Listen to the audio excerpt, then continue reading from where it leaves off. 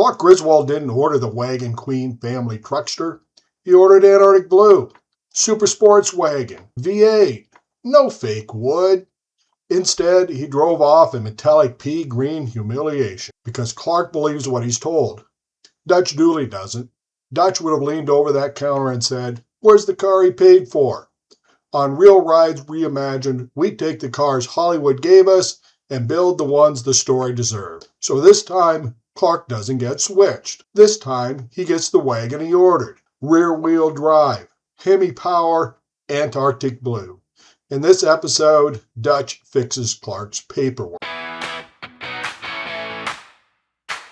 Hey there, car guys and movie buffs. In this episode of Reel Rides Reimagined, we're mashing together two road trip movies, Vacation and Dutch. On paper, they're completely different. Clark believes the brochure. Dutch reads the fine print, and then fixes the problem. If Dutch is at that dealership, Clark never drives off in the truckster. So the question is simple. What would Dutch have built for Clark? So what does that car actually look like? Hey car guys and movie buffs, if you think Clark Griswold deserved better than the Wagon Queen Family Truckster, hit like and subscribe. Reel Rides is where we correct cinematic automotive injustice, and there's a lot more where this came from. National Lampoon's Vacation hit theaters in the summer of 1983 and immediately became one of the defining comedies of the decade. If you haven't seen it, Clark Griswold decides the best thing he can do for his family is take them on the ultimate American road trip, driving from Chicago to Wally World, the fictional theme park that's clearly a stand-in for Disneyland. What follows is 2 hours of escalating disasters. The dog dies, the relatives are unbearable, the kids complain, and the car gets worse with every mile. Clark thinks he's buying something impressive. The Antarctic Blue Super Sports Wagon. What he actually gets is the Wagon Queen Family Truckster. Metallic pea green, fake wood, and 8 headlights. It's the automotive version of Clark himself, trying to look successful while everyone can see through it. And every once in a while, the movie shows him what he wishes he had. A red Ferrari 308 GTS. But he never gets it.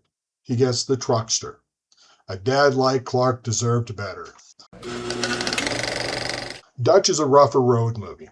The film stars Ed O'Neill as Dutch Dooley, a working-class Chicago guy who volunteers to pick up his girlfriend's prep school son and bring him home for Thanksgiving.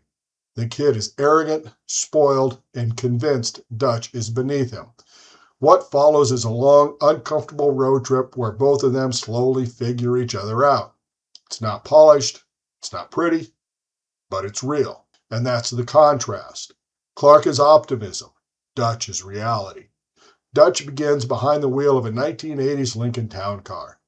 But once Ethan wrecks Dutch's car, the road trip collapses into something else entirely. An Odyssean trek home, pieced together through buses, sirens, and soup kitchens. The real reason this mashup works is the road trips. Both movies are about what happens when people who shouldn't be stuck together get stuck together in a car for thousands of miles. If you're going to be stuck in a car with increasingly annoying relatives, it better be a dang nice car. Clark didn't get one, so we're going to fix that. The Wagon Queen Family Truckster wasn't just ugly. It was suburban hyperbole on 4 wheels.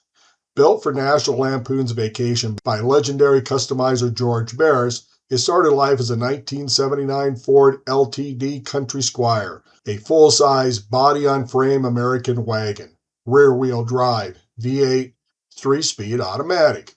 Now that's not a bad formula, but execution is everything. The truckster wore 8 headlights, 4 per side. At that point, metaphors escaped me.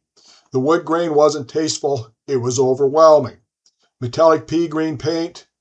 Okay, I think I've made my point. The idea wasn't wrong. Even today, small SUVs and crossovers are essentially station wagons with better marketing. The idea was solid. The execution was off. What we are asking is what happens if you build it right? Now, I didn't realize this when I picked the movie Dutch to pair with Vacation, but in Dutch, at the end of the movie, Dutch and Ethan finally arrive home as passengers in a beat-up 1973 Ford LTD Country Squire wagon. Underneath all the George Barris comedy and National Lampoon's Vacation, the Wagon Queen Family Truckster was basically the same thing, a later model Ford LTD Country Squire wagon. Strip away the fiberglass, and Clark and Dutch end up in the same car. But you gotta give the nod to Clark for having the most ridiculous version. Our motivation is to give Clark the Antarctic Blue Super Sports Wagon he was promised, using Dutch to add some personality. But here's the problem. For decades, Detroit basically stopped making cool wagons. You had family wagons, but nothing with real performance or attitude. It really isn't until Dodge released the Dodge Magnum that the idea of a muscular American performance wagon came back. So that is where we start. A 2005 base Dodge Magnum.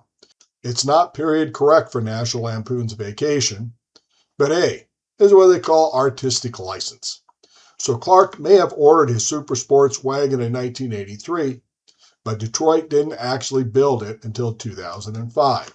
Now the color is obvious, Antarctic blue, debadged, clean, subtle hood scoop for the HEMI underneath, big 5-spoke wheels, low stance, just low enough to mean business, not flashy, just right. We drop in 6.4-liter 392 cubic inch HEMI. That's about 485 horsepower. Simple, reliable, brutal torque. No boost, no drama, just an American V8. Paired with a built NAG1 transmission and a 3.73 limited slip differential. The stock Magnum suspension was comfortable, but soft. To turn this into a real road trip weapon, we add adjustable performance coilover shocks. That allows us to lower ride height and dial in compression and rebound. We're going to need sway bars to flatten body roll and get us to an empty parking spot with plenty of time to spare. Next, bushings. We're going to upgrade the bushings all around. We'll add adjustable control arms to correct camber and tow after lowering. A wagon with nearly 500 horsepower needs brakes. So we upgrade to 6-piston Brembos up front with 14-inch rotors with performance pads. Now the car can stop as well as it accelerates. To make the low stance actually work, we need the right tires. In the front, 12x9 wheels with 275 tires. In the rear, we'll go 20x10.5 wheels, 305 tires. Wider rubber turns the Magnum from grocery getter into pavement bully. And inside, nothing. The interior stays completely stock, because the whole point of this car is that it looks like a normal family wagon, until it leaves a Mustang wondering what just happened. Clark still gets the cup holders. He just finally gets the power he ordered. Clark Griswold ordered the Antarctic Blue Super Sports Wagon, and honestly, in 1983 that car didn't exist. Detroit didn't build it until 2005. So with a little Dutch dually inspiration, Clark finally gets the wagon he ordered. And when Clark finally gets the car he thought he bought, Ferraris stay in the rearview mirror. So we're going to start with a high-mileage rust-free Magnum, ideally a Southern or Western car. I know these cars are 20 years old, and I see many listed online for not a whole lot of money. So we'll eyeball for rust and then pull the trigger. We ought to get the right canvas for $4,000 to $6,000. The HEMI swap, since this is the only real high-dollar part of this build, we'll go with the real deal 6.4-liter, that's 392 cubic inches for those born in the U.S., HEMI. Probably start with a low-mileage unit out of a wreck. By the time we add cooling, wiring, ECU, headers, and exhaust, we'll probably be at about the 12-gauge range for the HEMI swap. Next, we'll add a built NAG1 transmission, high stall torque converter, limited slip differential, drive shaft upgrade. That'll add about another $5,000 to $6,000 to the bottom line. The suspension upgrade means adjustable coilover, sway bars, control arms, and etc., which is going to add another $3,500 to $4,000. We'll budget $3,000 for Brembos so we can stop, and $3,000 for wheels and tires. Now, for the all-important exterior, Antarctic blue paint, subtle hood scoop, debadging and trim cleanup, we're budgeting about $6,500. We'll plan for $2,000 for the interior so that the interior is just as fresh as the exterior. All in, we should be able to get this baby built for about $35,000 to maybe as much as $44,000. Now look at this thing. Have you ever seen such a beautiful, practical example of Detroit power? Now tell me, go to any showroom in America right now. Find me something that provides this much power, prestige, and panache for the same amount of money. Hey honey, come here a minute. I think I just found your new car.